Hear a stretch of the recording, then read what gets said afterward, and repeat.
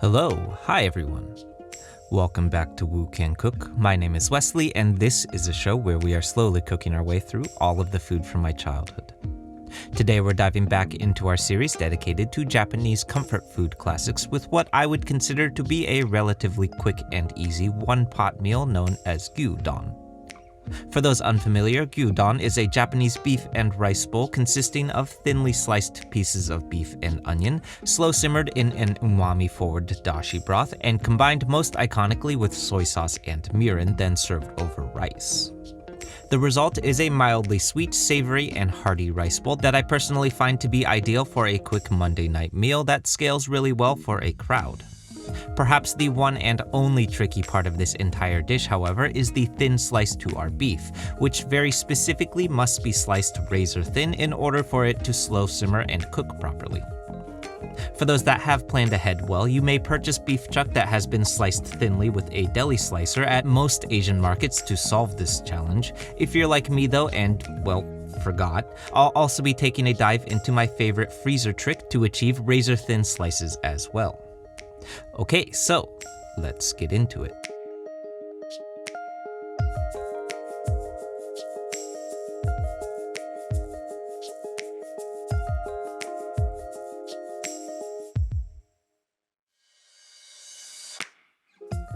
Okay, so diving right in, we're kicking things off here first with our veggies. This is 4 cloves of crushed and minced garlic to start, followed by 1 inch or about 1 tablespoon of fine minced ginger, both of which we're setting aside to head into our dashi broth simmer coming up.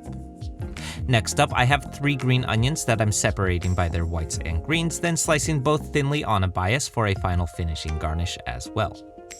Then next, rounding out our veggies, this is half of a medium white onion, which I'm slicing up into thin strips by separating out the layers to assist in creating an even slice. Moving on to our sauce element next. Now, iconically, in my opinion, a gyudon is defined by the umami created by our dashi and soy sauce, as well as the sweet acidity that comes from our mirin. So, for the most part, we'll be focusing on essentially not messing up the dashi broth, basically. Simple and straightforward is the name of the game today. So, up first, this is 4 tablespoons of soy sauce to start, followed by 2 tablespoons of mirin and what should be 2 tablespoons of sake. Today, I'm subbing this with 2 tablespoons of some Chinese baijiu. Although these are both similar rice wines, I personally find that baijiu is a lot stronger and more acidic, so keep this in mind if you are using sake for your own attempts. Finally, I'm rounding this out with a single tablespoon of brown sugar for some malted sweetness, then setting this aside for a moment while we dive into our steak next. Okay, so although more commonly you may see this dish made using beef chuck, I truly believe that it doesn't particularly make much of a difference given the way that we'll be slicing this stuff up. I honestly think that most recipes call for beef chuck because it's the cheapest option. For my own attempt here, I've got some skirt steak that's left over from our Mongolian beef video from a few weeks back. I think by far the more important aspect to our steak here is that it is still very frozen. I took this out of the freezer and left it in the fridge for about 30 minutes, just enough time to help my knife get through it, but that's about it though. I can't overstate this enough, this steak is still very, very frozen solid. The reason for this is because the frozen quality to the steak is going to be absolutely essential for us to achieve a super thin deli slicer level of thinness. If it's defrosted, it will be too soft to slice properly. I'm going at a slight bias here for my skirt steak just to get a slightly wider piece of beef. Those that are averse to fine knife technique, however, may consider using a mandolin here as well, which would get similar results, though, just be careful not to slice your hand open. Those things are dangerous. Over on the stove, I'm adding what ended up being closer to 2 cups of water combined with about 6 dried anchovy and a sheet of dried kombu sea kelp. From here, I genuinely would describe the remainder of this recipe as dump everything else into the wok, then stuff your face with food, which are absolutely my favorite kind of recipes. This is my garlic and ginger going in, followed by our sauce element and finally our onions. Then I'm adding my thinly sliced steak on top of all of this, taking a little bit of extra care to lay these as flat as possible, which will help them cook more evenly. Finally, I'm letting this all come to a boil, then covering, lowering the heat to medium-low, and letting this all simmer for about 20 minutes, after which we should be greeted by this beautiful, saucy, sweet and savory beef and onion stew.